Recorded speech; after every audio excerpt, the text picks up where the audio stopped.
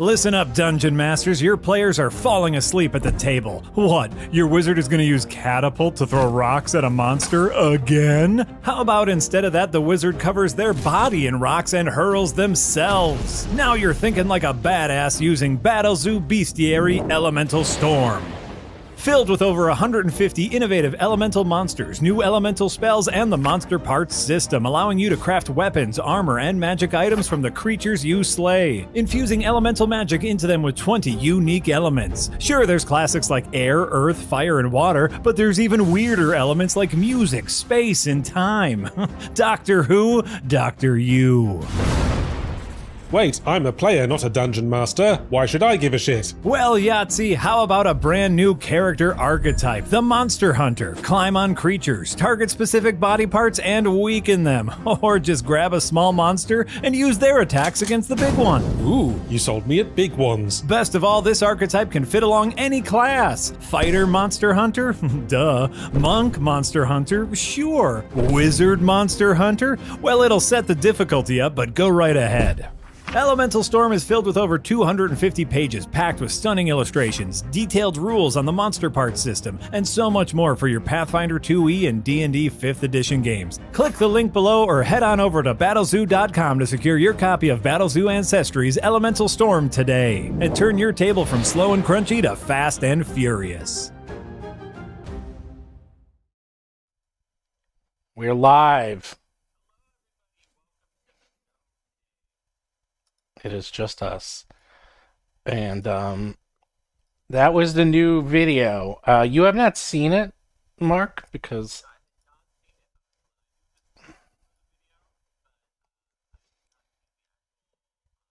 Oh, wait, Mark is muted. Mark, you're muted. Hold on. Yeah, usually you're the one who's muted. Yeah, hold on. Test, try now. Nope. Nope, not yet. How about now? Wow, what is going on? What? They can hear you? Oh, then let me try that again. How about now? Can people hear him now talk?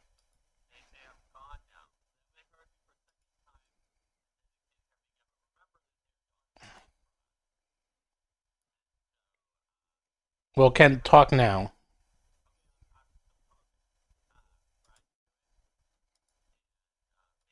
No.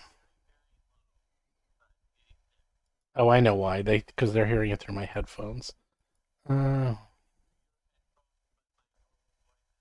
Yeah, okay. All right, now it's working. I can see it. Okay, now it's working. Wow, what the heck, everybody? Well, you know what? Every freaking time there's like... It's different every time. Well, I always... Usually it's my microphone. And my microphone... Because every time I plug in a mic, it redoes it. But for some reason, once in a while, it'll redo you. So I don't know what happened. There we go. Well, you know what? We figured it out. And you were just talking about the fact that I had never seen this video before. I knew about the script for it. The script looked really good, but I had not seen the video. Yes, I actually got... And frankly, I didn't see the whole thing now because I was also talking to you pre-show, but I saw like part of it. And the little part that I saw looked great. So yeah. I'm going to look forward to seeing the whole thing after it's over. Well, or maybe during the show, if you have a really long story to tell at one point, I'll just go and watch the video because it's cool. Well, I got Jack Packard and Yahtzee Croshaw to help out this time. And they did... Boy, they did a good job. It was a lot of... I saw that video. I was like, damn, that was a lot of work. And all the other videos, I actually do those videos. Not me personally, but I write the script, I put it together, I storyboard it, and then I work with a video guy. And the advantage of working with Yahtzee and Jack is they do everything. I literally just give them this. I meet with them, I tell them what the book's about, and they do the whole damn thing. And whew, it's money well spent, I'll tell you that much. So, anyhow. So, do like and subscribe, and we will answer any questions, especially if you super chat. Well, he said ancestries instead of bestiary. You're 100. You got that. whoever that is, BMAC Game Inc., you win a booby prize or a hero point, because this is actually not the final version. It is the almost final version, because I noticed that too, and they're going to send me a new version with the audio fixed, because he did make a mistake. That's interesting. Yeah. I noticed it too. I don't remember the word ancestries being in the script. I thought it was. He just said it wrong. Because he's done ancestry stuff before, so it makes sense. It's just a mistake. Nothing big. So, yeah, we're going to talk a little bit about D&D 2024, the Player's Handbook, and I'll tell you where this came from, because I actually have not a story, but I have a reason why we're going into this. Cool. And I have big opinions on this too, so let's hear the reason and the story. Well, first up, I will show for people who are fans is that this is in stock. This is Classic Creatures, and this is in stock. How soon is the real one? Like this is like your printer proof, right? How soon is the one that's going to be delivered to people? It's on the boat. Okay. So they both went on the ship today. So it usually takes about. It only takes about, believe it or not, 3 or 4 weeks to get to port, but then it takes Doesn't it get stuck in port? It takes like 2 weeks to get out of port and through customs, and then it can get into my warehouse, and then they can get to the warehouse pretty quick, but then they usually need a week or 2 to get organized. So we're looking at October. So I'm adding that all up, and that sounds like late October. Yeah, late October. Right? Yeah. Originally, I thought it was going to be November, so I think it's going to be a little earlier. This is better than you thought then. This is actually, I think, the first time I've ever been early on a book. It's like they're usually... Well, don't jinx yourself, because anything could happen. True. Remember the time they got lost at the port and then almost expired to get through customs? 1 day. That was Eldamon. By 1 day? That was lucky that it didn't time out. They could have thrown the books away. I don't know what they would have done, actually. I think they throw them away. But you don't hear about all those stories. You don't hear about... No one ever talks about all the things that gets thrown away, like Amazon throws away. Oh my God, it's something insane. They throw away something like 200. It's something like 200,000 tons or some insane number of items every day. Like every day they throw out like hundreds and hundreds and hundreds and hundreds of tons of stuff, because if you keep it in Amazon for more than 180 days, they can either return it to you or charge you or throw it out. Destroy it, actually. And everyone chooses to destroy it, mostly. So, yeah, it's this secret thing no one talks about. But yeah, there's a lot of stuff that gets thrown away. Yep, here's the Mimic Box. Mark T says, Mimic Boxes, so excited in the super chat. They're supposed to be... I'm excited about those too. Any day now. That's our only incentive that Linda always asks about when we're going to get it. The other ones, it's like when we get it, we're like, yay, but that we aren't thinking about it when we don't get it. But the Mimic Box is something special. I kind of went overboard on this thing. I don't know what it's really good. I know. It's like too good, this Mimic Box. It's too good. They don't deserve this.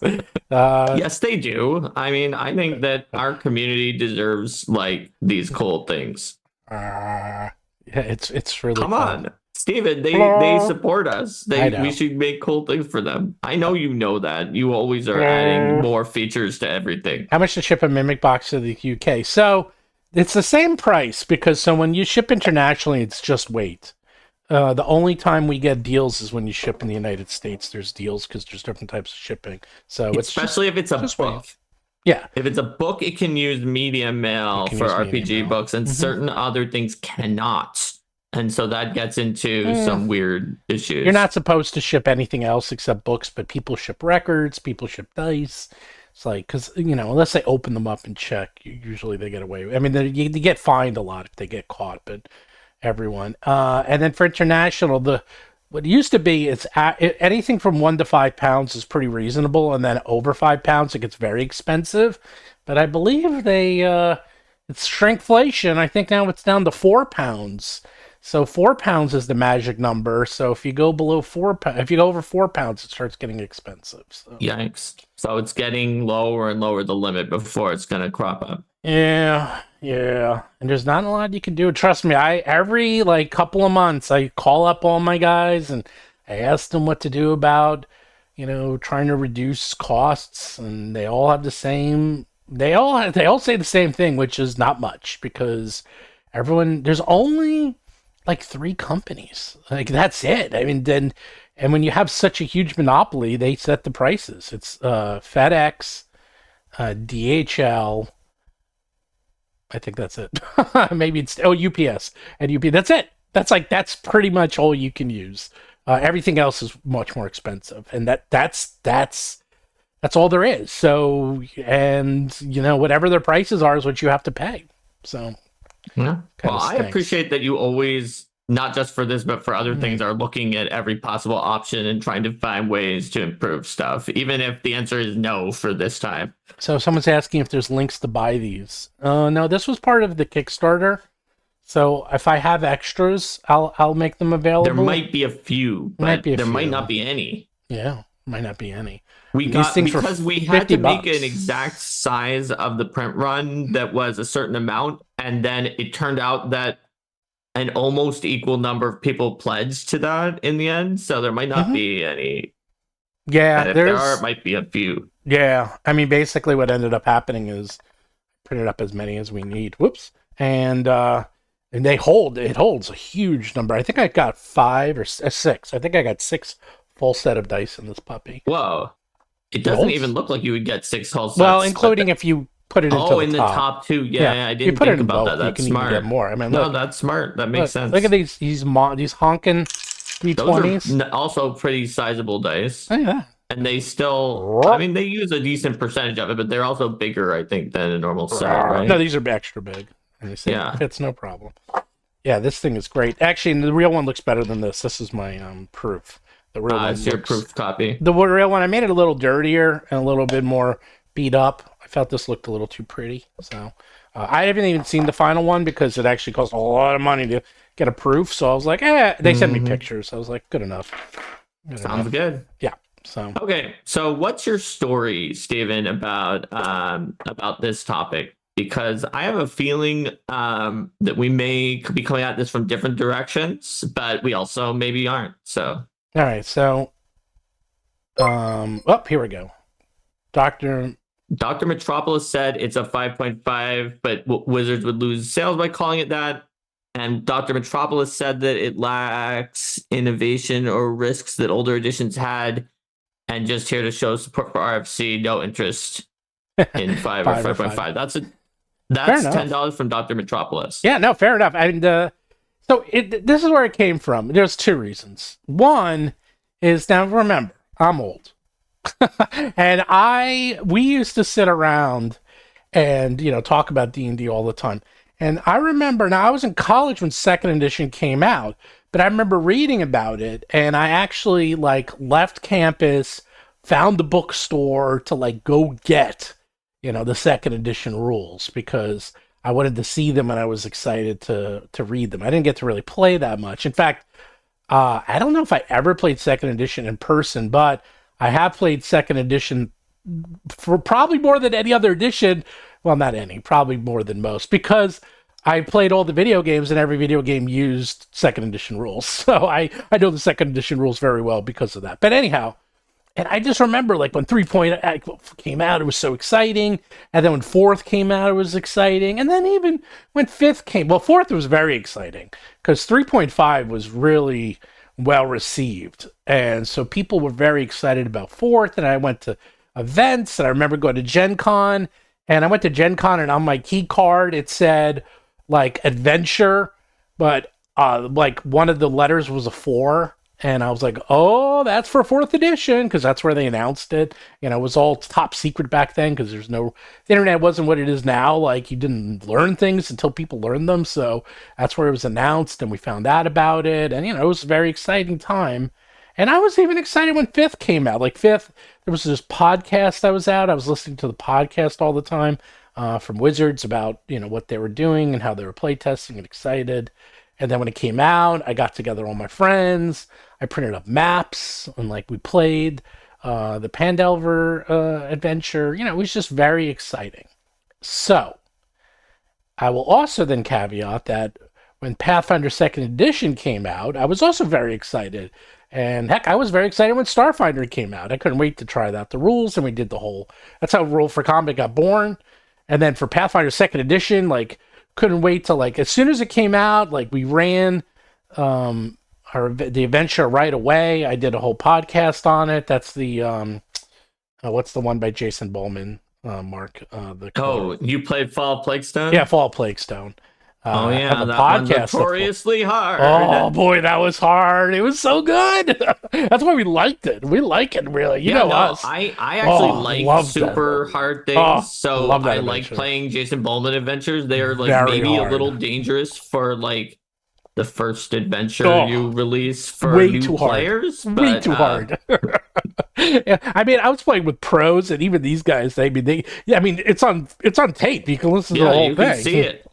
Yeah, we have it, so you can hear how close we came to death, and it was frequent, very frequent. I think I see where you're going with this. Well, not really. And so every edition I've been excited about, and this is the weirdest part, is that I actually was pretty excited about this new edition, but the combination of WoTC continuously shooting themselves in the foot over and over and over again, and then even messing up the release by doing those strike downs a couple of weeks ago, and Blurgate, as we're calling it, has really dampened, like, I've been talking to other YouTubers, as they call themselves. I don't like that term, by the way.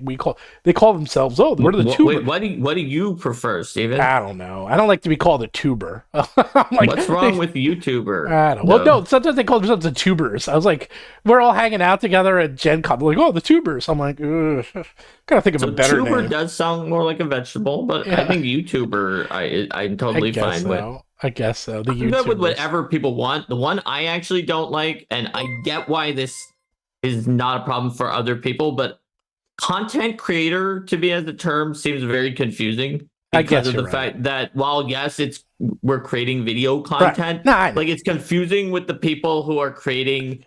Like if you're like, are you a tabletop RPG content creator? Mm-hmm. And that doesn't mean that you're the people who are like making content for a tabletop RPG, although sometimes it does if you're on a YouTube and a tabletop RPG. Yeah, Influencers is also another one that's pretty loaded. So of all of those, the tuber and YouTuber I think are better to me. Tubers. By the way, Big Kid, we'll get to that in a second because I'm in the middle of my story. So, it just felt like I was very excited.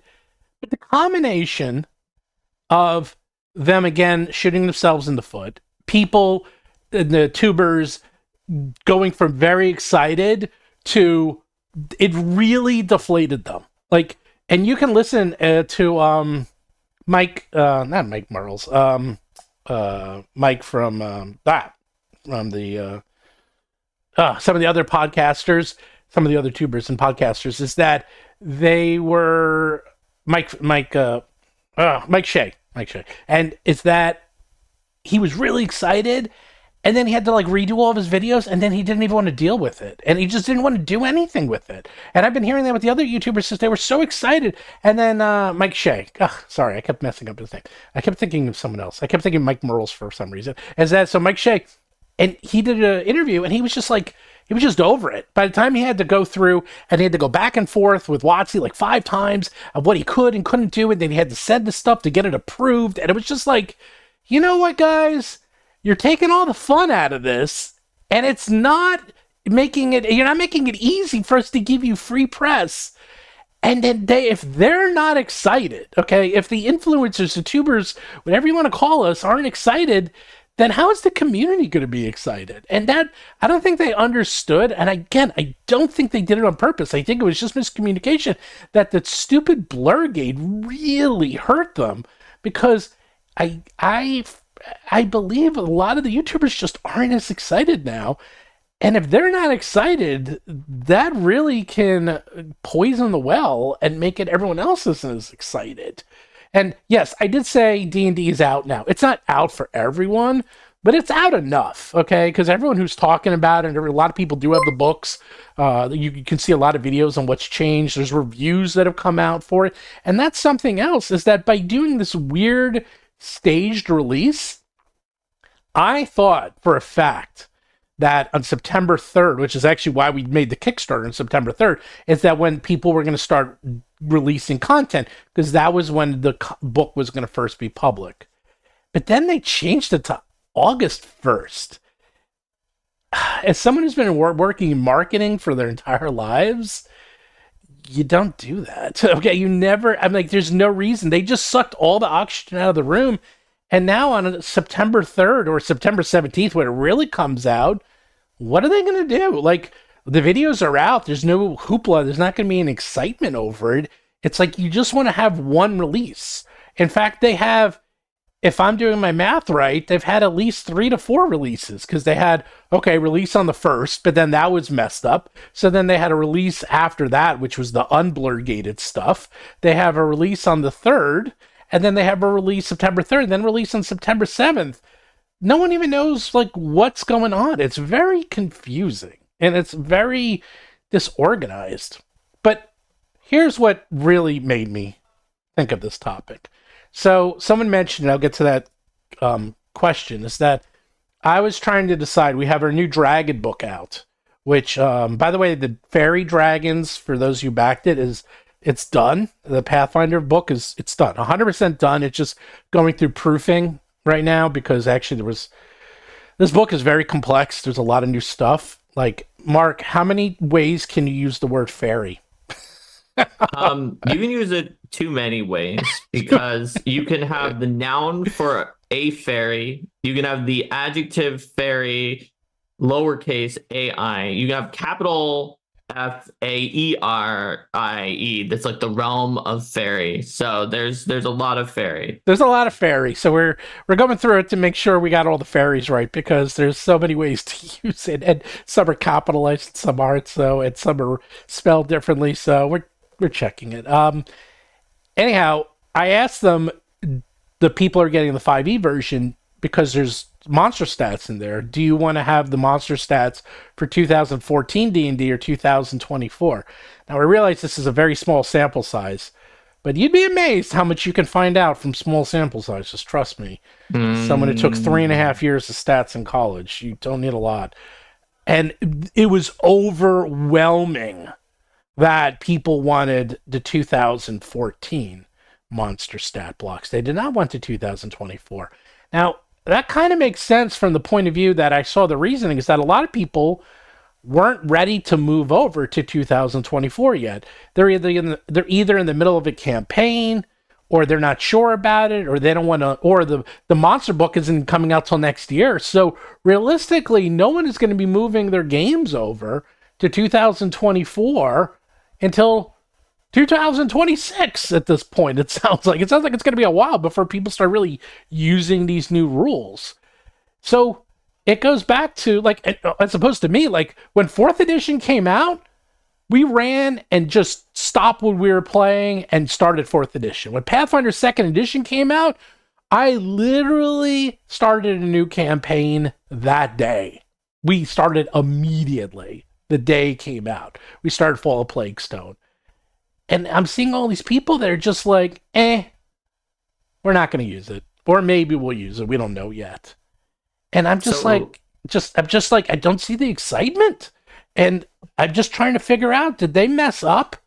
The question for the audience, you can chat us, is, did they mess up with all their missteps? Calling it 5.5 or not even calling it anything close to 2024? Maybe they should just call it 6th edition and get it over with.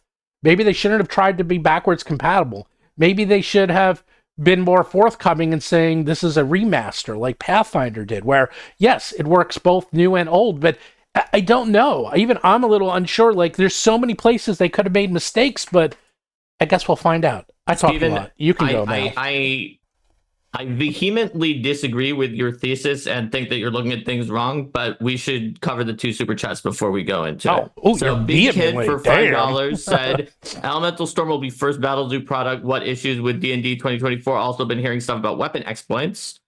And Maybe Man for $5 Canadian said, this is the first time I haven't been excited for a D&D release. It feels weird with Core 2 and FU, Techno Fantasy, huge hype. So here's the thing, Steven. I think that what you're fundamentally seeing, and I'll get to the Kickstarter later because it's different. Between you told stories, you were like, me and my group, we're doing this thing, and we were excited. We were excited each time, and then I was excited for 2024 with my in the same way, but then all these other things happened, and so the difference is that this time you're a YouTuber and you're affected by these news things, and the fact that you were scheduling YouTube streams and other things like that, you were personally affected. You even said you were excited for 2024 before that. Whereas other times you were someone who's just playing with your group. And it's always going to feel different when you're someone just playing with your group. I can tell you that people who are highly invested in news have been seeing things that are more similar to this for pretty much every edition change. And what you said was actually very right when you were talking about the slow rollover being part of the effect. That's just how it is. Your group may have gone to 4th edition right away, but many people, especially 4th edition is a good example of this because they pulled the OGL for the GSL in 4th edition. There was some bad feelings going into 4th edition. If you were following the news, it took some people more time to switch over to 4th edition. Or some groups like mine actually switched to 4th edition quickly and then kind of moved back or did both. But a lot of groups do take a long time to shift over. For almost every edition, there's going to be several different groups. And depending on what your group was and who you interacted with, if you weren't like big into news all the time, you may have only seen one of those groups up until now. So one of the groups is people who want to stay really, really, really strongly enough that they eventually do stay on whatever the last edition before that was. Then there are people who generally do want to stay, and they do for some period of time, but they shift over. These are people who are generally a fairly large group, but that like right now thinking 2014, but over time, as new groups start coming out with 2024, as the Sigil virtual tabletop is in 2024, D&D Beyond is in 2024, they will switch over traditionally based on other edition changes. Now, it could be different than the other ones.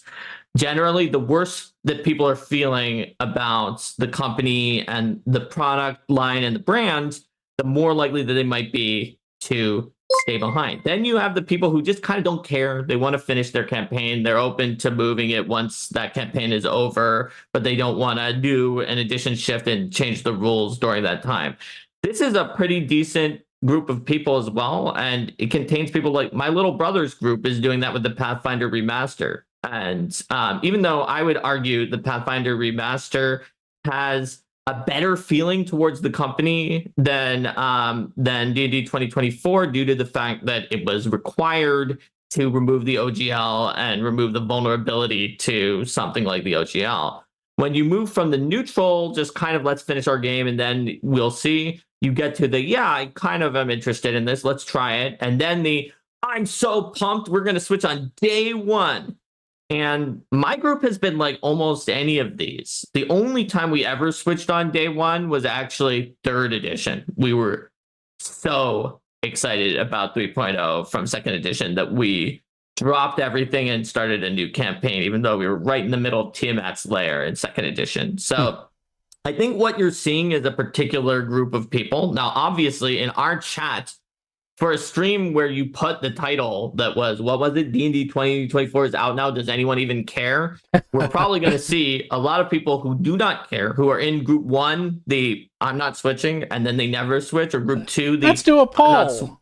I'm not switching, and then they may switch because of yeah, I think a poll is great. Okay. And then you might have people who are in like group 4 or 5 who are like, Steven is being unfair with this title. I'm going to come in there and chat and remind people about it. Like, I think if you talk about YouTubers, I see a lot of YouTubers who still are really excited about 2024. I know you're right that there's some who've been soured on it because of the missteps. Absolutely. But I still see what seems like to me the majority of the YouTubers are still excited.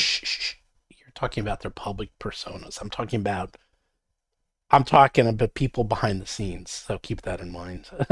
Fair enough. Fair enough. Well, I am talking about what I see. So I think that it's just more complicated than that. We're in a time cycle, especially with the bad feelings from some of the things that the company had done, where there's going to be a lot of people who aren't wanting to switch, but many of which may eventually switch. And so this was just not the right. This is a time where it's not unexpected that when we asked on the Kickstarter, some of the loudest voices said to stay with 2014, and that we made a product for we said we were going to make a product for 2014, and that's what we should deliver. We still have one or two people who wanted 2024, but you're right, it was mostly 2014. I think the quiet majority just wouldn't care because they're close enough that either one would be fine with them. People don't like my poll because I only gave yes or no. They're like, I wanted meh as an option. Meh is no, by the way. Or I guess I could be kind of assorted. Well, the thing is, well, it's not if you're switching right away. It's, are you even excited? Because here's the weird part. I was very excited, and I got the book, except two things happened. One, I started to read it, and I think the art is beautiful. And two, I keep falling asleep trying to read this book. Yeah, I can't get through it. Which is what's uninteresting about it compared to the last one? I don't know. Like, look, I know that I don't technically have it because you said you were going to give me one of the many that you have, and I'll give you one when I see ourselves in person soon. I'll see you in 2 weeks. I don't technically have it, but I know you don't have it. I I'll don't get think you. it's going to be that different enough from the one that I've seen before to be that uninteresting. I thought that the 5e Player's Handbook, the 2014 one, was pretty interesting.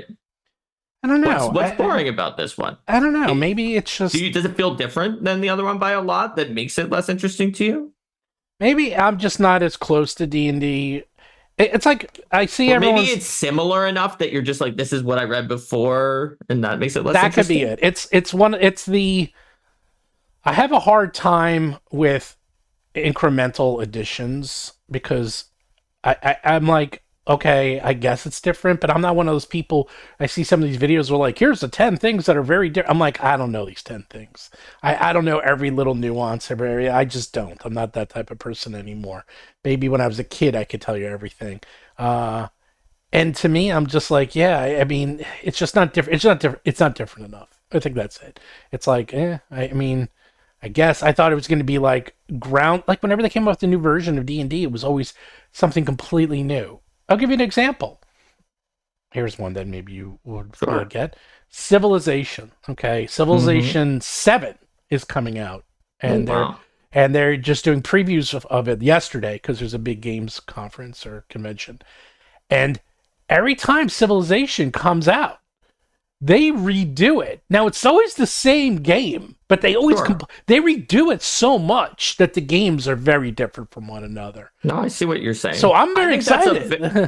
I think that's a very strong argument to make, which is that they could have gone for a bigger change and that you would have wanted to see a bigger change, because that's a very reasonable position to take. I also see why they didn't do it. Because of the fact that since they were already isolating people somewhat due to the corporate moves, it was important to try to emphasize continuity, to lose as few people as possible, due to the fact that their edition was still popular.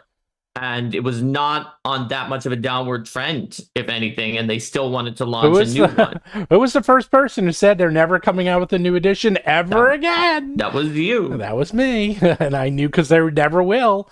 And right now, they're just calling it, like, yes, it's the 2024 books, but they're just calling it 5e. And they don't like it if it's called anything different than that. And it's because the thing that you guessed, like way before any of these, before the OGL crisis. Before, I guess you were just like, it's going to be a perma edition, and they're going to move on to the digital tools and microtransactions, some of these other things that, and you're not wrong, Steven. Well, it actually comes from MMOs, because look at World of Warcraft.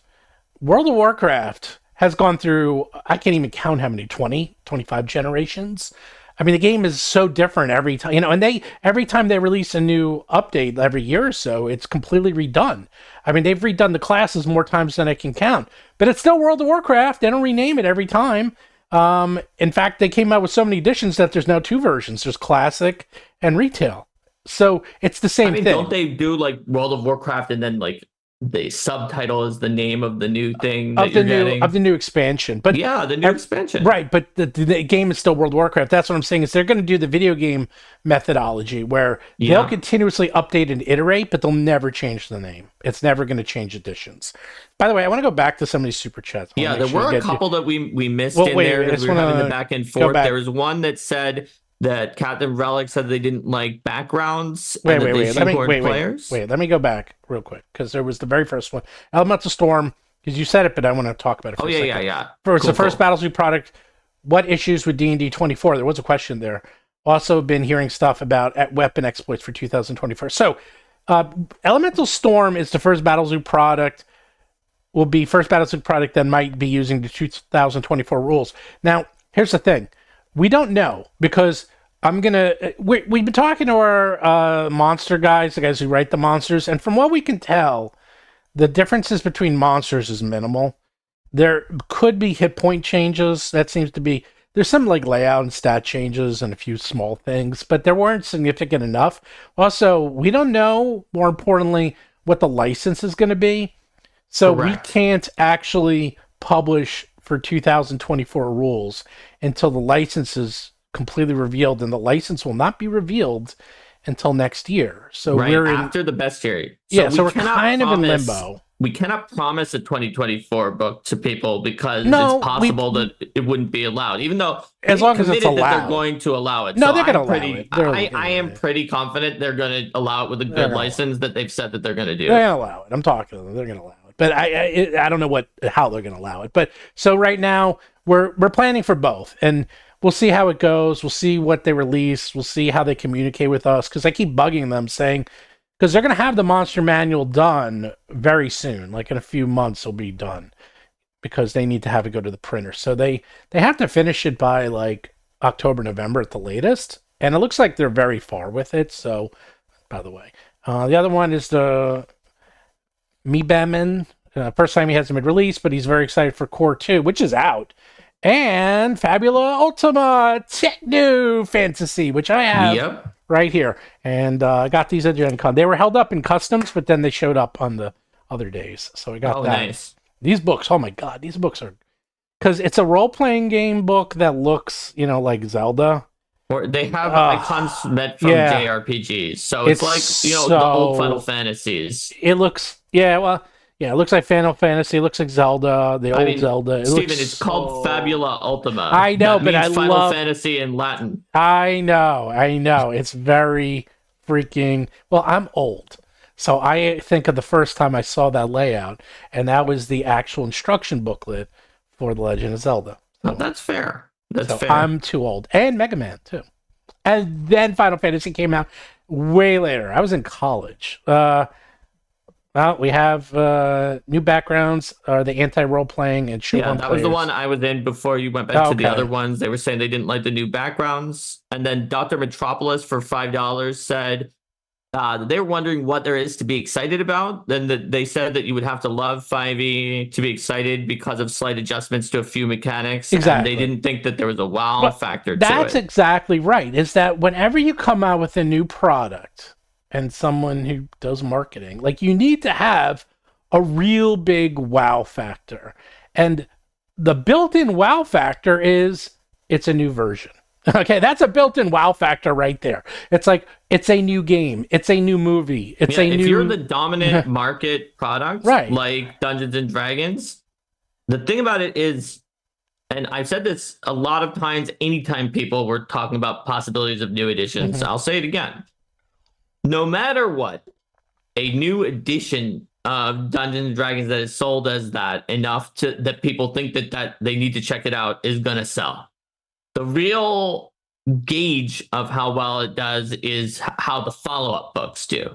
Right. Now, this one has been unmarketed as being new and being super compatible enough times that, maybe they'll convince some people that they don't have to get it. But I think between the art, between the fact that there are updates and changes, that a lot of people are going to buy these books. The question is what comes next. And I feel like with their digital strategy that they have, potentially what comes next could be strong for them. And yes, even with the missteps, which I agree, Sour some people the recent missteps, and of course the earlier like major snafus with the license are still have a lot of people feeling uneasy. Well, they don't even know what to call. Like, remember when it was one D&D, and that was the marketing? It was like that wasn't a mistake. That's what they were going to call this. They were going to make this ecosystem. No, I mean that was the project name, like D&D Next. They were never saying that the name of the game was one D&D. Wrong. They said that the project was one D&D because they said that later. Saying it in a way that made you right. They were making an ecosystem. They were going to make an ecosystem. They were going to call it one D&D, and everything was going to be in the one D&D brand. Go back to those videos. They were saying, I didn't see the one D&D brand on the things though. I saw them saying there's just one D&D. There's no other D&D. They were just going to put D&D on it. Wrong. No, they don't want to ever put something other than D. Even 5th edition mostly just puts D&D. It doesn't make the 5th edition really easy to see because they want to emphasize the fact that they are D&D, which is like this brand that everyone knows. They don't want to put some confusing other thing in there that might distract They were trying to, no, it's marketing 101. They try to come up with an ecosystem brand where it's one D&D and then everyone was going to be under the brand. And when they were going to do the new OGL and they were going to say everything was under one D&D, it doesn't matter. The point is they messed up because they didn't have, okay, this is how sure I am that was what they were going to call it, because they didn't have a backup. And whenever you don't see them have a backup, a continuous, strong message, that means they had no plan and they didn't know what to do. And they still don't even know what to call it, because I was at the freaking press conference at Gen Con, and they had people ask questions. And one of the questions was, what do we call this version of D&D? And they didn't even know. I mean, this is at the freaking conference and they didn't even know what to call it. I think they said, we just call it D&D. It's like, well, that's not the answer, because it's not just D&D. Like and then someone else says, 2024. Like they didn't even know. Anyhow, they definitely have been bending around other names multiple times they don't know for what to do with it. I think it's because they would rather call it D&D and not give it anything else. Yeah, right, but they can't. I think that's why. But I know we are all going to find some name for it to call it. Like the fans are going to do that because fans want to distinguish which version of the game it is. Because if they don't do it, that's marketing 101. If they don't come along and brand it for you, then the fans and the market will do it for you. Excuse me, and that's something you don't want.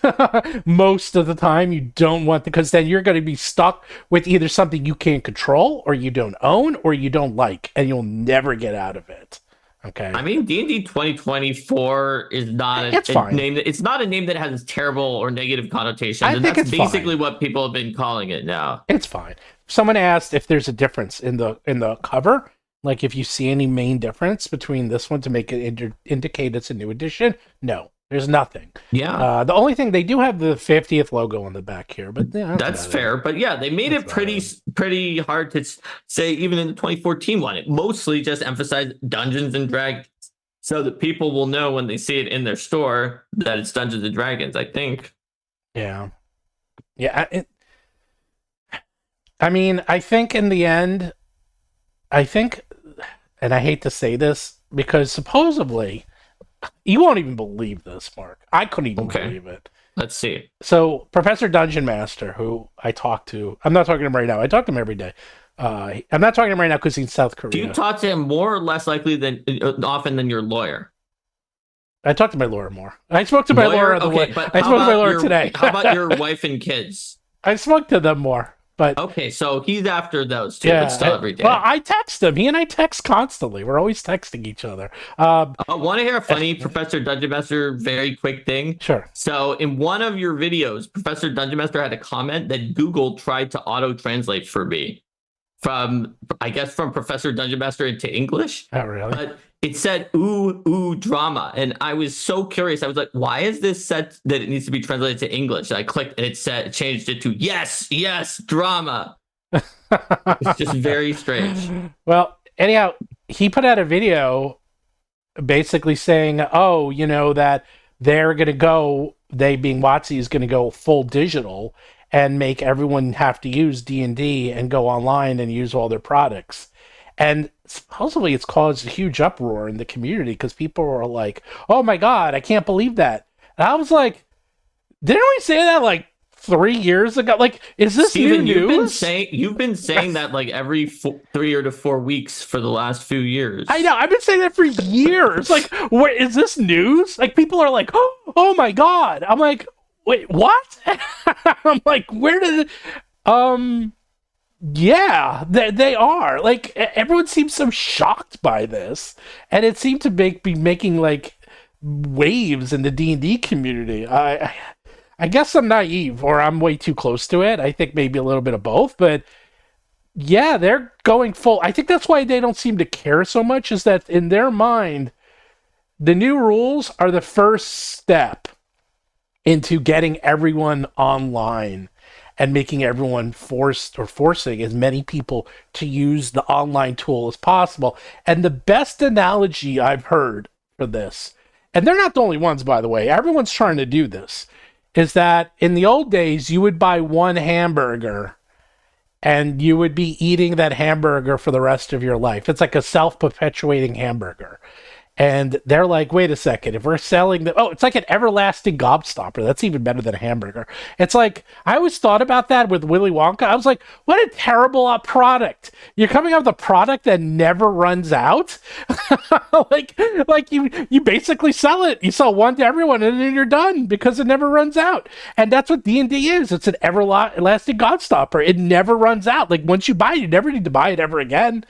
But they're trying to figure out, like, that's a bad business model. It's a terrible business model, really, because you have to constantly come out with new product. So they're trying to figure out, and they're trying to make this $1 billion. Look, this wouldn't be a bad business model if you're trying to make a couple of $1 million, but they're trying to make a couple of $1 billion. So they got to figure out how to monetize this and make it so that people can make money over and over and over and over again. So the way they do that is they put an online component that you have to pay a subscription fee for. Now, I don't have to be the first person to tell you that, boy, everyone seems to be going towards that subscription fee model. Like, of course. I mean, because it's, people are getting used to it. Okay. Yeah. People, I remember when Netflix, a lot of my friends lived in Los Gatos. So all my friends from college, a huge number of them ended up in Los Gatos. Los Gatos is where Netflix is headquartered, where it used to be. So everyone knew about Netflix. Like, all my friends knew about Netflix, like, when it just came out, and they told me about it. So I was, like, very early on the Netflix boat there. And we'd read videos and stuff. And, and it was weird because it's a subscription model. And they were like, subscription? Why would you subscribe to get movies? It was like a weird model. And a lot of people, I remember having to talk my friends into, like, trying out Netflix because they were like, I don't want to pay every month. Nowadays, everything's subscription model. And that's all they're trying to do. They're trying to make this a subscription model. Now, it's the weird thing I'm going to say is that if you get a subscription and you get all the books in that subscription model and all the adventures and all the supplements, and you get it on Sigil, which seems to be looking good as a virtual tabletop. Like, if they make a good product that forces you to use the new rules because it doesn't force you, but it's integrated, so you're at a disadvantage. You're actually not forced to use the new. Yeah, right. You're not forced to use new rules. That's not a bad. I hate to say it, it's not a bad, but that's not bad. That's really not a bad. That's not a bad deal. And people are saying, well, it stinks because if I quit D&D and if I quit my subscription, I'll lose all my books. Let me ask you, when was the last time you opened up your 4th edition books, or your 3rd edition books, or your 2nd edition books? When was the last time you looked at them? I'm serious. Like, everyone out there, I have those books. I think they're in the attic, and if they disappeared tomorrow, I wouldn't even know that I lost them. So I'm not saying I don't love my books. Look, I have all this here. But at the same time, if you get enough value for your money, it's worth it. Now, would I want to pay $10 a month for just this? No, like, that's not worth it. But $10 a month for this? That's a pretty good deal, okay? I hate to say it. That's not a bad deal. And I think that's kind of worth it. I think there's a few books that you sometimes go back to, though. Like, recently I haven't opened things up, mostly because after the move, the partial move, I've left things in boxes in case we get a house that I can move them to. But books like Encyclopedia Magica from second edition AD&D have so many weird magic items in them that they sometimes have been worth looking at for me, even like many editions after that. So I see people here saying, "Oh, I'm not so interested in playing D&D online." Okay. I'm not asking you to actually play D&D online. I'm talking about you accessing your materials online. Now, let me tell you, I have all these books here, but when I play Pathfinder, I play it all online, and I access all my books online, and I access all my PDFs because I need to search. If I can't even play in person anymore, and even when I play in person, I have everything on my phone so that I can search, because there's too many times that I have a question or something I want to look up, and I just can't. I cannot flip through a book. I just can't do it anymore. Not importantly, it's too slow, and I just open up a PDF, do Command F, and find it, or I go to Archives of Nethys and I find it. And this is what's even more important: is I saw something you're saying about Gen Xers, but are there any Gen Zers in the audience right now? Because my kids have gone through school without paper. Now think about that for a second. One of my kids is in college, one's a senior in high school, and they had a no paper initiative where they do not have paper, and they haven't had paper in years. Everything is digital. When they do their homework, if it's on paper, they have to take pictures of their homework and email it or send it through a classroom to their teachers. They are so used to digital that Gen Zers, there's some Gen Zers out there, they're so used to digital that to them, it's not weird. Like, I see people like, "Oh, I don't want to go online." Yeah, okay, you might be right, but you are not who they're trying to get. They already have you. They're trying to get the next generation, and they're going to do what the next generation is comfortable with. And I hate to say, the next generation is very, very comfortable being online. Are you going to say something more? No. Oh, okay. I thought I heard you say something. No. I didn't say anything. So, I agree with you that the next generation is very comfortable being online. Yeah. I mean, the funny thing is, I think Gen Xers, I think we're comfortable too. Like, we are the bridge generation, because I grew up with computers. So I'm like, I'm totally comfortable with them. I mean, obviously I do it for a living, so I'm very comfortable with them.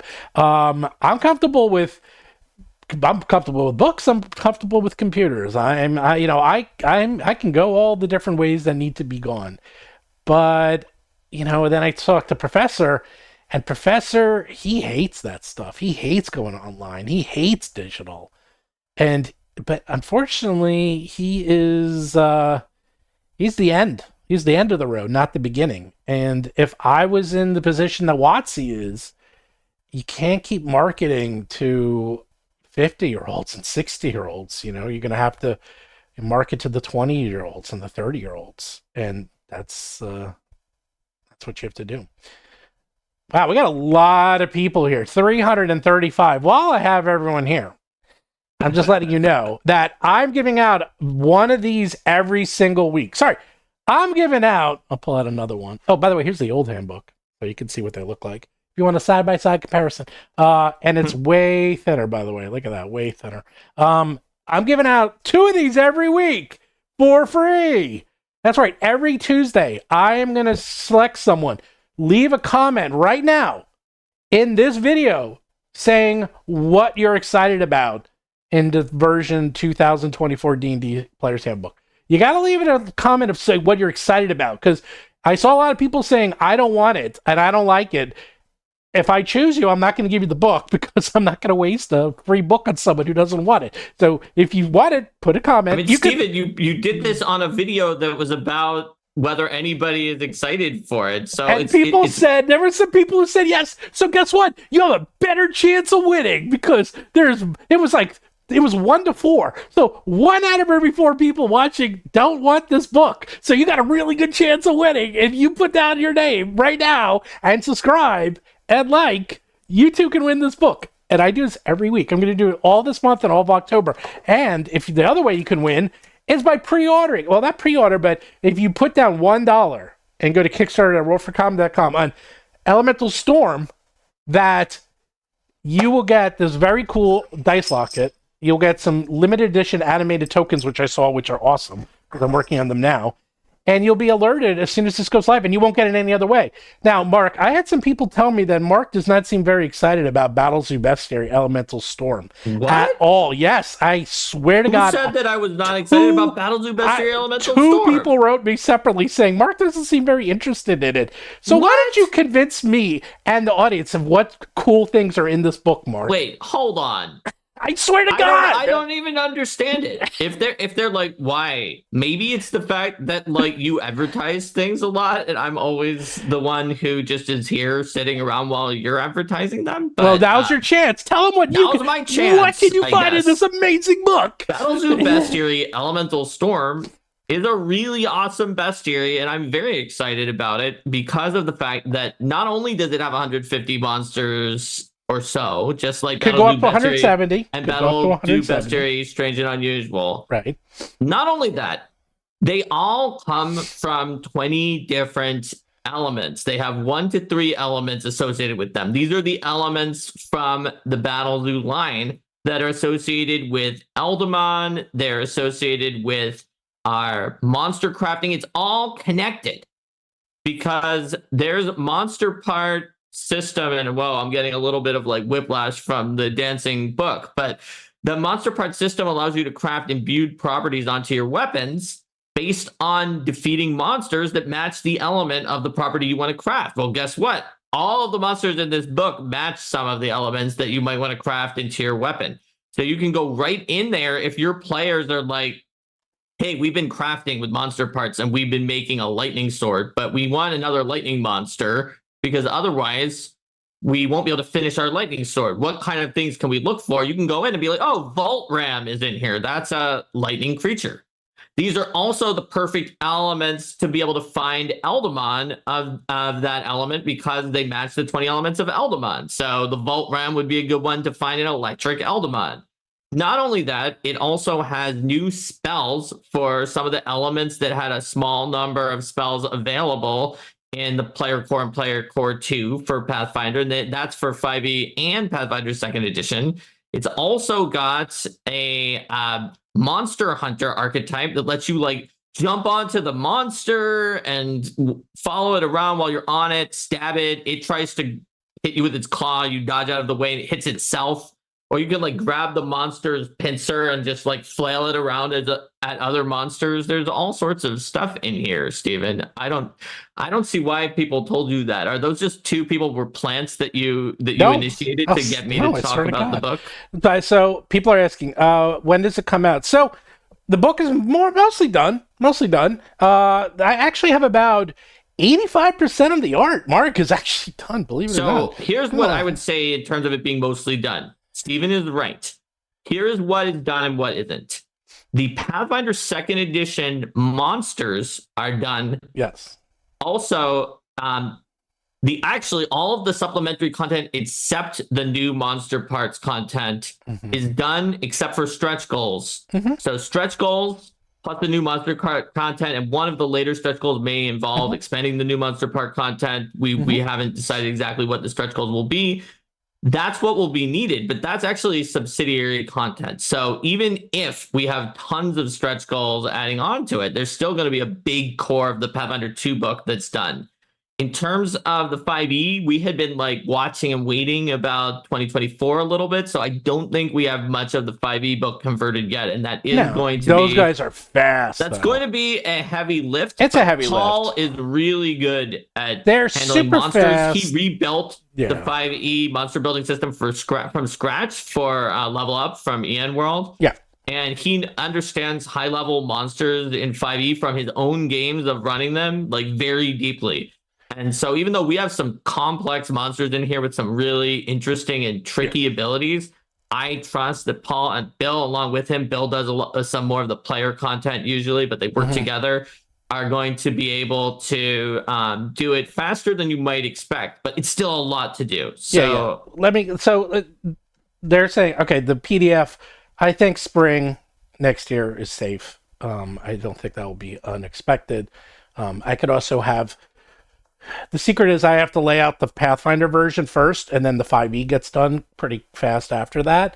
And so much of the Pathfinder version is done that, and this is the third one, that the template's done. Like, this is... By the time I get to the third version of these books, they go really quick. It's the first time, obviously, that takes the longest. So it's going to go pretty fast, the layout.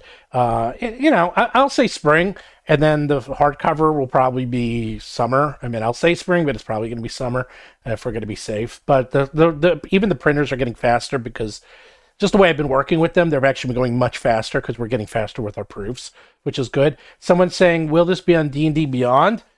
I'm talking to them. That's all I can say because I'm under NDA, but I am talking to them. And let's just say I wouldn't be surprised to find some of our stuff on D&D Beyond. Leave it at that. One day. I wouldn't be surprised. Let's see. That's the other... There was some more questions. Oh, they want to know how many spells, how many elemental spells. Well, it's going to depend on the stretch goals. Okay? So there's at least going to be a full spread of spells. That's bare minimum. So it'll be what fits onto that, and we'll be potentially expanding it, maybe even multiple times, depending on how the stretch goals go. So that's given that there's elemental spells already in the game. This is meant to fill in elemental spells into niches where they don't exist. Yep. Or in Pathfinder's case, sometimes there are niches where maybe they existed before the remaster, but do not exist in the Orc license. In some cases, they didn't exist at all.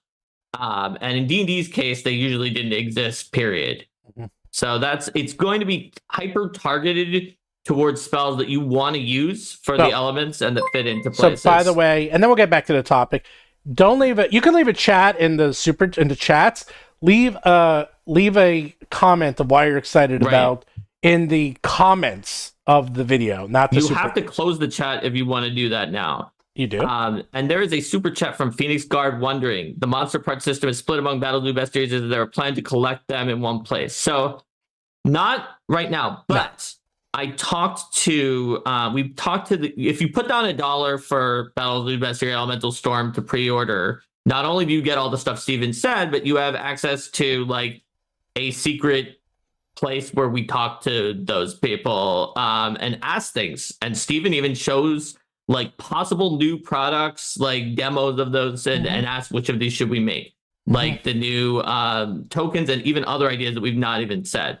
And in that place, I asked them what they felt about what if we reprinted just the elemental ones that were printed in other books again, so that there's completeness, all 20 elements in Elemental Storm. And blown away that was what people wanted. So we will. And we're going to reprint all the elements. Oh, that's news to me. In Elemental Storm. So you just added like 10 pages to the book without telling me. Steven, thanks, you Mark. said that was okay. I did? I don't remember that either. You said that was okay. Okay. I guess it's going to be a bigger book, everyone. No, welcome to Roll for Combat. For the monster part system. Welcome to Roll for Combat, where we always make our books too big. We do. But no, Steven, you said that was okay. So I don't remember that. I believe you, but I don't remember until you approved it. Oh, okay. I misunderstood that. We're in a different thing, Steven. You sometimes will just ask and you don't talk to me first, but I always ask first. I was like, should I ask if people want to have I vaguely remember this. Good idea. Said yes. You said that I should ask because they might want it. I said that I thought that having them all, since you have all the monsters for the elements, it's not going to be all the imbued properties from the other two books. Understand? It's just the elemental ones. All right. We talked. This was a long commercial, but we were excited. And to be honest, we haven't done other people do live streams talking about their actual product, so we haven't really done that much. And it comes out September 3rd, so it comes out pretty soon. And now it's starting to gel because I didn't even know exactly what was going to be in the Kickstarter, because this is something else that we do. We had several thousand people pre-order already. I literally put in a vote to see what people wanted, and I was actually even surprised by the results, and people really wanted online digital maps, like really wanted maps. Well, guess what? I'm putting 50 plus maps in this thing now, and Mark saw the map. How good does that map look? Oh, the map is really good. That's just one. So now Steven has revealed the thing. The thing I walked around is that if you put in the $1 and go into that secret place, Steven gave a preview version of the map, and it's for our grand prize winner, the Four Seasons fame. So it's a area that is magically conflicted between the 4 seasons, and so all 4 seasons are present at the same time in different quadrants of the map. And you can move through the snow area into the fall and the summer. It looks fantastic, and we do have that in there. Steven just did it, and he was just like, yeah, just to ask the people if they want it, I'll just mock up an entire map and have one it day drawn. And it was done. So it's 50 maps, but they're going to be variations of different types of maps. So for example, that map we just talked about, we're going to do like a day one, a night version. The night version will be cool to be like campfires and like fireflies, because it's winter, spring, summer, fall in the corners. So like in the winter area, I thought they put a big bonfire. In the summer area, there's going to be fireflies. In the spring area, there might be a small little campfire. So each one will be slightly different. And that's what some of the other retailers do. So there'll be variations, and then we'll even have like a poison one. So it'll be the same map, but like the land is all poisoned. So it's going to be variations of the same type of map. And each map is going to be based on either the grand or the platinum prize winners. So they'll be themed on these families of winners. So it's themed with the game. But you can see we're nuts. Okay, like I'm nuts. I give a lot. We definitely always add more. But you know what, Steven, that the thing I like about how excited you are about our products is that you always add more just because you want it to be better. Like some companies, some other places, they'll just add more and then like up the price because they added more always. But you're always adding more, sometimes even after we've sold the product to people. And it's just they've already paid. They said that what they were getting, and you're just like, here's more. And that just shows that you just want to make it the best that it can be. So someone actually did ask a good question. Oh, what? Can you say one thing in the 2024 Player's Handbook that got you the most excited? Now. Yeah, what got you excited, Steven? Because I've heard some pretty cool stuff that's in there with some of the changes. Like, can you really say that Monk has not been like pretty improved? Okay, that was it. It had some serious problems in 2014. No, it was Monk, because Monk's my favorite class. I know Monk is your favorite class. I know, and Monk much looked good. Better in 2024. It's better. Steven. Yeah, it's a lot better. It's a lot better. It's just I was very excited what they did with Monk. To be honest, I'm a weird duck, because to me, I'm a forever DM. So I was very excited about this, but you know what? I'm much more excited about, like, to people, this is their number 1 book, and then Monster Manual's like number 2. And you want the Monster Manual? You're the monster guy. I'm more interested in I'm more interested in I'd say it's between a tie, maybe between the Monster Manual and the Dungeon Master's Guide. Oh, the new organization for the Dungeon Master's Guide looks so much better. Yeah. So much more usable. I'm much more interested because I'm a DM. So I will probably never play a character in this. So I'm not as excited. I'm very excited because I've seen a lot of what they're doing with the Dungeon Master Guide. I saw they released a lot in that press release, an official like sort of table of contents. The table of contents, yeah. And that is so good of an ordering for learning Dungeon Master stuff. Yeah. Like, to be clear, like, it's not like it's groundbreaking and no one has ever come up with that order before. Even many previous Dungeons & Dragons Dungeon Master Guide had similar orders. The D&D 2014 Dungeon Master Guide just specifically had a pretty bad order for its Dungeon Master Guide, but it had great content, I thought, in the 2014, not a good order. 2024 looks like it's going to have great content in a good order. Oh, yeah, the Bastion rules. Yeah, the DMG, they didn't talk that much about the Bastion at the press conference. I'm not even sure what it is. They mentioned it very briefly, and they were going to go into it in more detail later.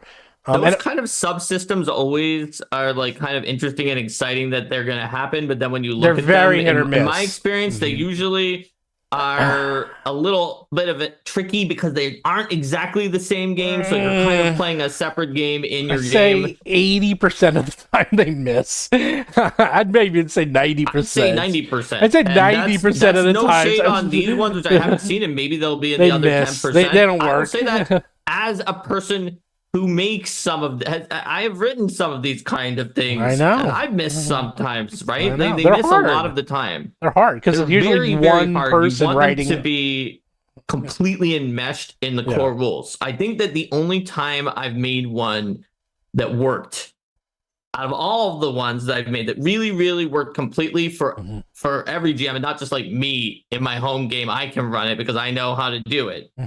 Was probably one that works for all tables because it enmeshed with the main game, the Victory Points subsystem chassis for Pathfinder 2, and that's because it just used the normal critical success, failure, critical failure, and just adds them up, right? And so it was actually similar to playing the regular game, but whenever you get different from playing the regular game, it's risky. But it's a big reward if they succeed because it's hard to do it and it's fun when it works. You know what? See, I love monster books because look what I just got today. This just came in the mail. Ta-da! Oh, Tales of the Valiant Monster Vault. Actually, you know why I'm excited about it? Because almost all the artists in here are the same ones I use. Is that the only reason you're excited? I look at them at such a different, because it's like, I look at them in such a different way. I look at this from a layout point of view because I've talked about it, like, see this monster, see? You see, this is a monster stat block, but you see, this is a brick. This has to stay like this. And because of that, you have to keep it in line, so you can't wrap it. So how do you fit the art in there? And so I'm always interested to see how they fit the art around these very square stat blocks.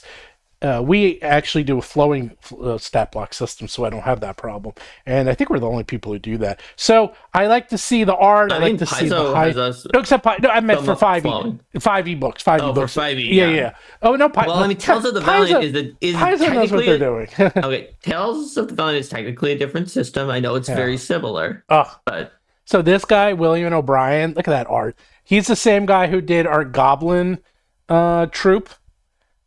Those are really nasty looking. I know, look but a little bit like almost like Tooth Fairies from Pathfinder in a certain way. All right, I'm going to tell everyone a secret. Are you ready for a secret? That I told Knights of Last Call, and they were so excited. They never knew this. I'm going to tell you a secret. Whenever you order art, the worst art to order, by far, that no one ever wants to do, is a swarm. And because of that, you might not see swarms as frequently as you would want. Troops are the same thing. Because think about it. Look at this piece of art. Yeah, you have to draw a lot of things. That is a pain. That is super hard. It takes forever to draw that piece of art. Swarms are terrible. Another part of that secret is that if you try to draw a picture of someone in the middle of a transformation... It always goes wrong. It's so hard to do. Almost always. Sometimes it goes right, and it's like, this is amazing. But we got it right in some of our books. You have about an 80% chance that something is weird with it if you're in the middle of a transformation. And that's why I try to order from you, Stephen, with ones that have already finished the transformation if they transform. It's very hard to do a transformation. It's very hard to do specific motions. Anything like that, it's really tricky to do. So, you know, that's some little secrets. But if you ever look at these books, if you ever see a swarm, you'll know why. And also, strangely, things that look like something that exists in our world are much harder to do than fantasy because you have no frame of reference. So whenever you have something that looks very similar to something that you can do a reference of. Like, for example, this is like an animated suit of armor. I mean, it's not bad, but it's armor. You know, it's like, okay, it doesn't really look animated. It just looks like a suit of armor that's floating, you know? And, you know, so like it's easier because you know how to draw a suit of armor. But also, it doesn't look as exciting because it's a suit of armor up there, as opposed to this basilisk, which is just some cool looking weird monster thing that has no reference because this one actually doesn't even have legs. So like this basilisk is a pure snake, and I've seen both versions. So one's with legs, depends without. on what legend or fantasy Correct. source you want to use. Right. So there's an example. So give me a little behind the scenes, but man, I got this, and I got the rule book too. I got the rule book. Nice. But add to my collection. I didn't even look through the rules. I've heard very mixed things. Here's another example, and I think going way back to our first example is that everyone was very excited about this because they were expecting it to be very different from D&D. But I've been hearing people who definitely like it and it's getting good reviews, but they're disappointed that it didn't go far enough. I think what people were originally excited about is they hit the timing so well because they were already doing it. And so they released it, they were making it, and it was coming out soon-ish, or that at least the playtest was, like during the OGL crisis. And that's what really excited people. But because of that, I think, Steven, you were naturally going to have a group that were disappointed because some people actually do want it to be very close to 5e, but not burdened by the dangers of the OGL so they can keep playing it, right? Yes. And then there are other people who want it to be very different. And I think that they were relatively clear that the niche they were filling was that it was close, but that it was not going to be OGL so that you could keep playing it. But the problem is that what do we mean by close? What changes are they going to make? Everybody has their, list of top changes that they would make to improve the game for their group. And if you don't do those, they'd be like, okay, yeah, I know it's got to be close, but at least you're going to fix X. So you are naturally going to have a reasonable number of people who wish that it was further in the way that they particularly wanted, I think. So, question. Let me answer this one, Mark. Will the Battlezoo content work with Tales of the Valiant and or Shadow Dark? So, one of the other reasons I got this is I wanted to check out the rules and see how different they are. From what I understand, and I'll talk to our 5e guys, I think you can use our monsters almost as is. That's the other reason. So, back up. You can answer this. Don't answer the second question, Mark. Is that Tales of the Valiant was purposely made to work with 5e very closely because the best-selling line from Cobalt Press is... as I drop my mic, is the Tome of Beasts. These are some of their best-selling books. If they came out with a brand new system that didn't work with this, they'd be shooting themselves in the foot and cannibalizing their own sales. Therefore, they had to make sure these two played nicely with each other. So a long answer is yes, you shouldn't have any trouble using all the Battlezoo products and the Battlezoo Bestiaries with Tales of the Valiant. As for Shadow Dark, my special limited edition copy that only 20 exist in the world, no comment. But let's just say you will be pleasantly surprised in a little while about what's going on with Shadow Dark and Battlezoo. All I know Steven, is... I feel like that gives everything away. Not really. Kelsey and I are just really, really good friends. And we talk all the time. I'll tell you what she wrote to me. She wrote and described, Steven, thank you for being a mentor and friend. Kelsey Dion. And she gave me one of only 20 versions of a private version of Shadow Dark she made for her friends and family and mentors. What does that mean? Who knows? Just stay tuned. Leave it at that. Anyhow. Do we need to get back out the bragging hat? I got a bragging hat right here. Hey, if you were there too, you probably would have gotten one of them. How was the wedding? Didn't you have to go to a wedding instead? I was going to go to a wedding, but it wound up having some scheduling changes, and I wound up going to a funeral. Oh my god, that's much worse. Damn, now I feel bad I asked. It's fine. Also, by the way, there are ways to convert 5e monsters into Shadow Dark monsters.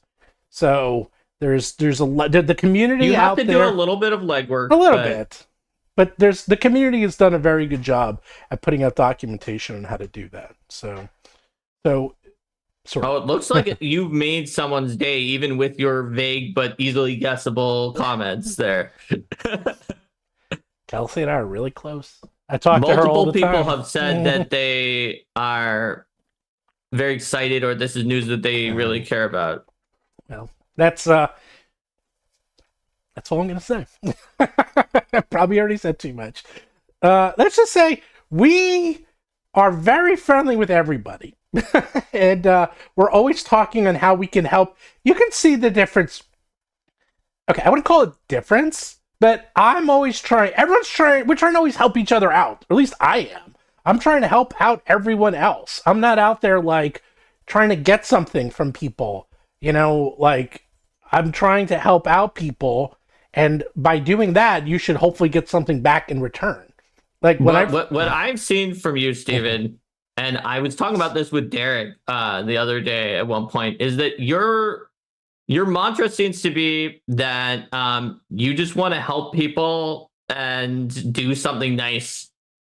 And the idea is if you just do nice things with no expectation of any reward or without being paid for it, anything like that, then someday down the line, you reap the benefits of what you sowed, whether it was nice or not nice. And that seems to be your policy that I've found overall. Yeah, I'm like the mafia. Wow, Steven, you made that sound much worse than I was trying to make I just it sound. saw Goodfellas. It was just odd, and I haven't seen it in a long time. And I'm like, yeah. I forgot how good that. Oh God, that movie is so good. But anyhow, so not that I want to end the stream because everyone seems to like the stream. I'm going to tell you about another book that's coming out, and I'm going to have him on very soon. Is JP Covert. He does this. He draws. Have you seen this, Mark? He's got a very popular Dragon YouTube. Town? Well, this guy, JP Covert, you should look up his YouTube. He draws, it shows you how to draw like really cool maps. And using, here, look at the style. Like I'll show you the style. Okay. Let's see the style. You've seen the cover looked very striking, like that striking type of style. I see. It's really fun. It's like really fun. His videos are like, in fact, Derek said this is the only YouTuber where he literally watched every single one of his videos from beginning to end. Wow. I was like, damn, Derek, that's praise. He loves that. His videos, he's a nice guy. I was hanging out with him. He has a Kickstarter for this book next month. And this book, I told him, I've been chatting with him, is amazing. I love this book. I love it. And so I'm going to have him on the show.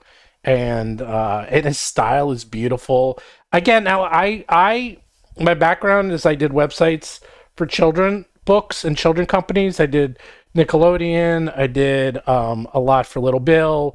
I did a lot for Blue's Clues. I did Harry Potter. I did the Scholastic websites. So I was very in that Disney Online, Timon and Pumbaa, things like that. So I actually was very into the kid aspect, this way before I had kids, of learning and online and just teaching. So I don't know, I just had an aspect for it, and he has the perfect blend of goofy and silly but still fun for adults, something like that. Like, oh yeah, it's goofy and it's silly, but I would run this and my friends would like it too. It's like, oh yeah, because it can go both ways. And we kind of do that with all of our products too. Like Eldamon's a perfect example. It's like it can be used for, you can be as little as 7 years old and still, and I know people who have kids that flip through the book and love it, but adults play with it. It's like, and it's fine for both. It's designed to work both ways. So that's why I like this book, is that it's very much, and that's something else that actually about the D&D book that I think has been off-putting some people. Back to the main topic, a little loosely back to the main topic. No, because the old books, and I've been hearing this a lot, especially from the old grognards, is that the grognards, is that it's not gritty enough. Like the old D&D books were literally had artwork inspired by Conan. Okay, and that's not exaggeration. That's actually the style. That was the style that there's a documentary on Amazon about the history of D&D art, and they were saying that like that's where they got it from. So it was very pin-uppy. It was very, sword and sorcery with women wearing chain bikinis and men with muscles and killing dragons. That was the style, and they kept that style basically up until the Satanic Panic, and then they had to tone it down. And then you look at this style. And I've been seeing a lot of people complain that it's sanitized, that they're turning this into, dungeons and, okay, now here's a perfect example. This is literally I would say the child. Look at that picture. So that's a picture of a bard, okay? Okay. Now look at that. Now, what do you think when you see that picture of this bard? I'm not even going to say what I think. Okay. What do you think? I bad? really like this picture of the bard. Okay. I think the fiery hair stands out the most on this bard, and then the really big stringed instrument. Yeah, I love that picture. Like, I know a lot of people who hate this, and they're like, "Oh my god, dude!" Well, first of all, I would put a picture like that in my book in a second, and I was like, you know what? What's so big a deal? Like, they're like, oh, it's so stupid. It's this girl on a guitar or a lute, and she's like a rock star. What's bad about people that? Call her Gem. Yeah, I have been seeing people call her Gem in the discords and the chats.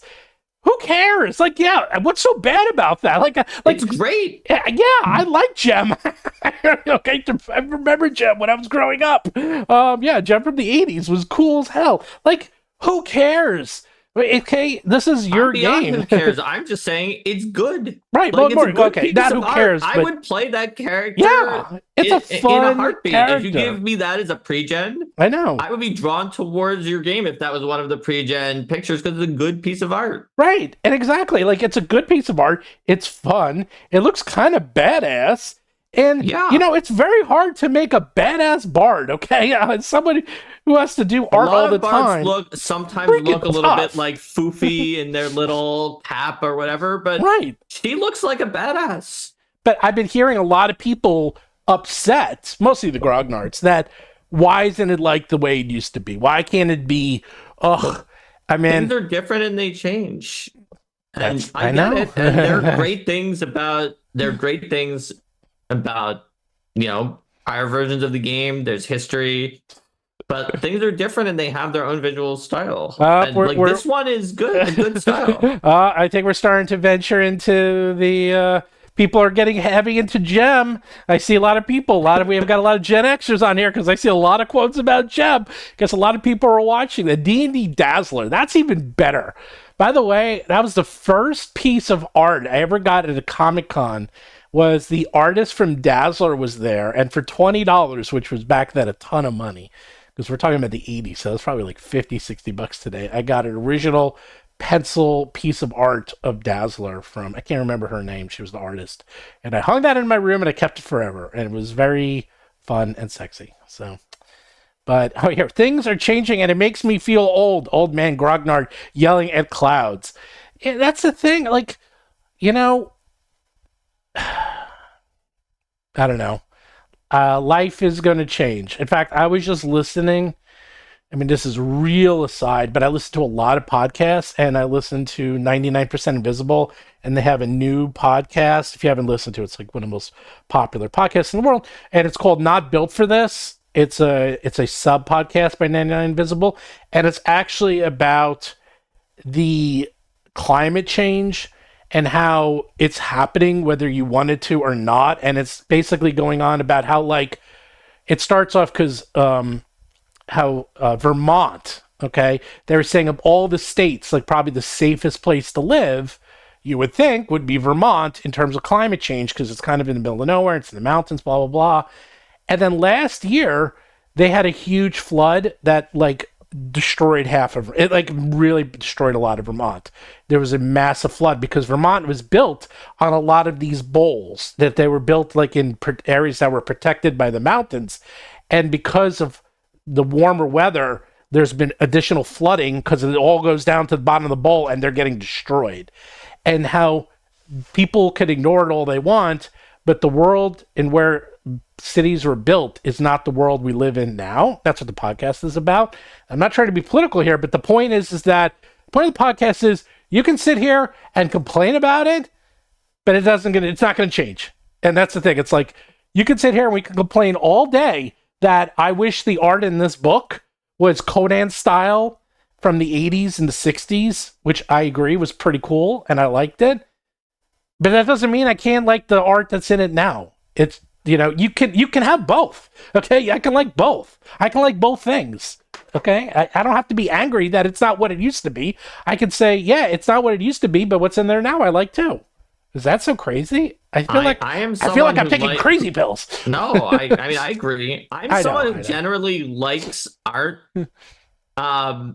Like I like it well enough, like pretty much in almost any style except for like abstract art or cubism or things like that, which you obviously wouldn't put in your tabletop RPG. Right. So this could cause a problem where people ask me my opinion on the art and I'm like, I like this one. Yeah, I like that one too. Like I like having a variety of different kinds of art because they can have a different emotional affect. And I totally do get the idea of wanting to have a product with all one vision towards art so that you can pursue that vision and have a distinctive style. And I can see why people would want to see different styles, but just like that piece of art is awesome. Weird. I got signed out of my. This happens every so often. I got signed out of YouTube, so I can't see. You're signed out of YouTube. It did it automatically. It signed me out. I was noticing I wasn't getting any updates, and then I just had to restart. So I'm re-signing back in. So people have been writing me questions or anything, I have not been seeing them. So no, they've just been talking about similar things in the floods in Vermont and other stuff like that as well. So yeah, my point is that life is going to change, and you can sit here and pretend like, I'm seeing, it's funny, I'm seeing a lot of people, a lot of Gen Xers, I'm a Gen Xer, millennials are now turning 40, and, and they're all like getting weirded because of that. And, I already passed that. I already had that whole midlife crisis thing. So, you can't do anything about it. So either just adapt and enjoy what you like and try to find the positive in it, or move on and do something. If you don't like, there's a lot of video games I like, and the new versions are like, okay, Diablo. I love Diablo. I got the new version of Diablo. I didn't like it, so I don't play it. That's it. I don't have to go on and complain endlessly about how bad it is. I go find something else to play. Okay? I think that's a great message, Steven. Just like overall, if you have something you like, and then there's something else that you don't like, to me, at least, I think the most persuasive thing you can do is continue to love the thing that you like. Yeah. Talk about what's great about what you like and why you like it. I think people react well to that.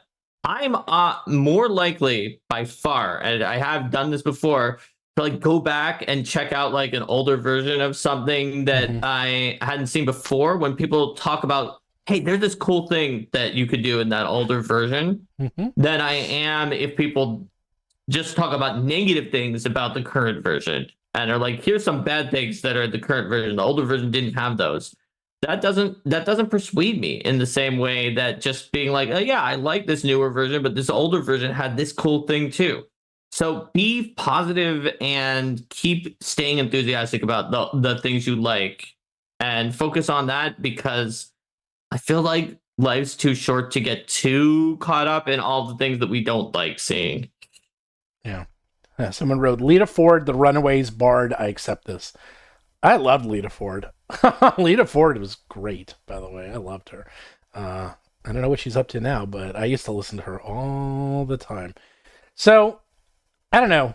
Are you excited? Well, Mark, I still haven't given you your copy. I'll probably just bring it around. I mean, I'm overall excited. I'm going to take a look at it, but I was one of the 23% of the people in the poll who said that I was excited, because I'm very interested to see. I'm always interested to see how things are going to evolve and move on between editions, whether or not it's going to have a major effect on me. And I think it won't have a major effect on me because it's pretty close to what I was seeing in 2014. But there's quality of life improvements, like the monk. The monk had some the monk had some serious things going on there that I There was had a to lot grapple of with significant right changes. away in 2014 when I came on to roll for combat and got more into 5e than I had been back at Pathfinder, because we were putting our like unarmed attack items into the Battlezoo Bestiary. That was like the first product. And looking into the monk, I was like, what's going on here? I was like, well, we should do this, but like we're kind of power creeping the monk in some ways, but in other ways, the monk is just worse already. And if we don't do this, it'll be way worse. And so there were a lot of conversations we had, and it stood out to me with the monk. But in a lot of other ways, it's not going to change things that much. Oh, by the way, so we need a battle of the cartoon bands. First up, Gem and the Holograms versus Kid Video. Kid Video stinks, by the way. Now, you need Gem and the Holograms versus Josie and the Pussycats. By the way, if you've never seen the Josie and the Pussycats movie, could not recommend it highly enough. It's one of those movies that was way ahead of its time when it came out. It didn't do that great. You watch it now, it's all about corporate shilling and influencing. And this is the crazy part. Like throughout the entire movie, they have all these brands in the movie constantly. Not a single brand paid to be in the movie.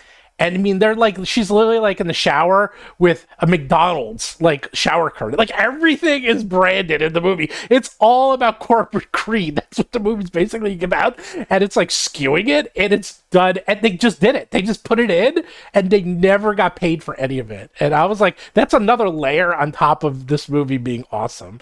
I would recommend you see it. I'd recommend you see it, Mark. It's really good. It's really funny too. I liked it quite a bit. So. Anyhow, I don't even remember what we were talking about. Oh, we were talking about love the things you love. Oh, It doesn't so mean you have to hate did- the other things. I think that's a good potential message to take home.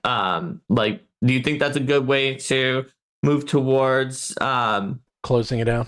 Closing it out? What do you think? Sure. Does anyone have any more questions, super chats? Spray and neuter your rangers, huh? Talking about Dazzler.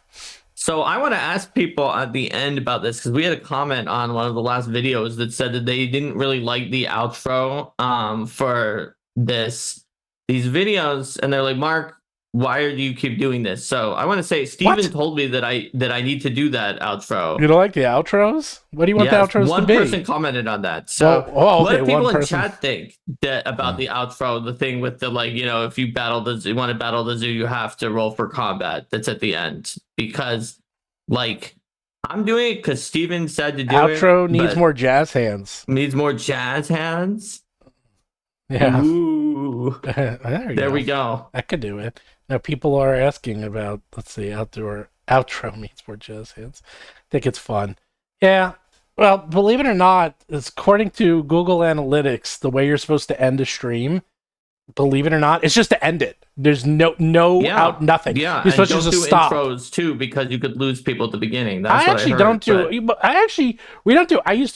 I don't do intro. I mean, we do a little bit of an intro. Cowbell. I'll get you a cowbell, Mark. You can start banging on the cowbell. All right, I'm gonna do a jazz hands outro. You're gonna do jazz hands. Until next out? time. Okay. If you want to battle the zoo, you have to roll for combat. Ah, I liked it. All right, we'll be here next week. Bye. Take care, everybody.